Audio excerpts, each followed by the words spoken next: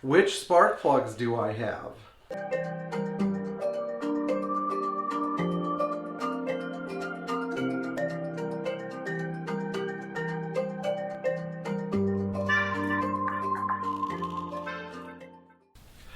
So, despite all the help that I try to give people about spark plugs, there's always still a little confusion. So today we're going to try to squash any misconceptions about spark plugs, where they should come from, and how to identify a bad one versus a good one, or a correct one versus an incorrect one. So we're going to start by looking at some incorrect plugs. It's going to be a lot of fun. This is a plug from a 300 TE. This is a plug from a 560 SL. This is a plug from, I think it's probably from a another 560 SEL or SL. And then I got one more for you guys. Here we have a plug from a 380 SL. So these plugs are, in order, an HR9 DC Plus made in Russia, a WR9 DC Plus also made in Russia from the people that brought you the Zaporozhets or the Lada Niva. When was the last time any of you saw a Niva? Not here. W9 DCO made in Germany, and another Russian WR7 DC Plus. Now, why do we have all these R's and pluses and this and that? I wanted to try to find a platinum plug, but I try to throw them away immediately because they're like a cancer in the shop. I don't want anybody to get any ideas. On the spark plug, it's basically an indicator that this is an aftermarket Bosch plug. It's just an off the shelf. I got this at AutoZone or whatever. But the plus is the way. What does the plus mean? Well, it just means it's a crappier plug. That's all. Now we're going to look at the one good plug in the group, which is the W9 DCO. So as you can see, it has a green band. That doesn't mean that it's exclusively the right plug. Some of the correct plugs have a blue band too, but you have to read what it says right here on the collar of the plug. It says W9 DCO. So no R, no P, no plus, you're good. Okay, those are the key words. No R, no P, no plus. It just says W9 DCO. DC, DC and O, all good letters. Copper core non-resistor plug. This WR7 DC Plus, which also has it stamped on the collar, you can see it pretty clearly here, maybe not on the camera, but if you read it, has a blue band. Sometimes the good Bosch plugs have blue bands too, but it's made in Russia. Generally, all the good Bosch plugs are made in Germany. That is where they should be made. Now, where do I get this versus where do I get these?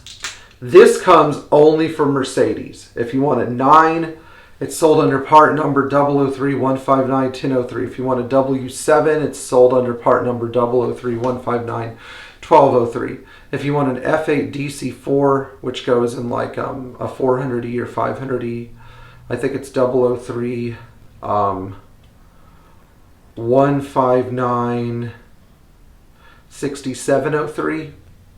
If you want a plug for a 300E or 190E 16 valve, 003-159-0503, which is an H8. Now, if you look at this plug, the H is not bad. It just means that it's a 16 millimeter tapered plug. That's what the H plug is. So don't worry too much about that. But when you start to see plugs that are from generic suppliers, like, oh, I typed in the 003-159-1203 or 1003 part number, and I found that there was a plug that matched the number on Auto House Arizona or FCP Europe. It's not the same plug. Mercedes has exclusive distribution rights of these non-resistor plugs. It is not the same plug. You can't buy it anywhere but at a Mercedes dealership. Unless you find some new old stock ones on eBay, which is not a bad idea. But no R, no P, no plus. Now, some of the good plugs are made in India or Brazil or some other countries. That's okay. It doesn't matter really where they were made, you know, as long as they're a non-resistor plug. I found they are okay. But this is the penultimate plug. The W9 H8 W7 DCO non-resistor plug. Now, there are a couple other myths that I want to clear up. A few people have reported to me getting, you know, the 003-159-1003 part number and getting a resistor plug in the box from Mercedes. This is a mistake on Bosch's part. It means they screwed up, which is not the first time Bosch has made a mistake. They make a lot of mistakes. If that's the case, go back to your Mercedes dealer, say, hey, the wrong plugs are in this box. Make sure that I have non-resistor plugs. They're not supposed to be contaminating batches with one and the other. Despite what some people believe at the dealer network or at the Classic Center or whatever, there should be no resistor plugs in those boxes. It's purely a packaging mistake. The second thing is spark plug gaps. Some cars respond differently to different spark plug gaps. All of these genuine Mercedes plugs come set at a 0.032 inch gap. Yes, you can go smaller. You can go down to 0.028, or you can go wider. Some people, I found that, you know, as long as the spark plug gap is not totally closed or not super wide open, it's going to make some changes in how the car runs. But, you know, a lot of the time it's a matter of debate. I find that the 0.32 gap works perfectly fine. What else did I want to share with you? Oh yeah, one more thing. Don't buy the plugs anywhere but Mercedes. I'm going to reiterate this again. Because some people just, no matter how many times I say it, you know, because I already said it twice in this video. Third time, don't buy the plugs anywhere but Mercedes. Okay, so I think that's all. Now you guys can't make the mistake anymore. Better not.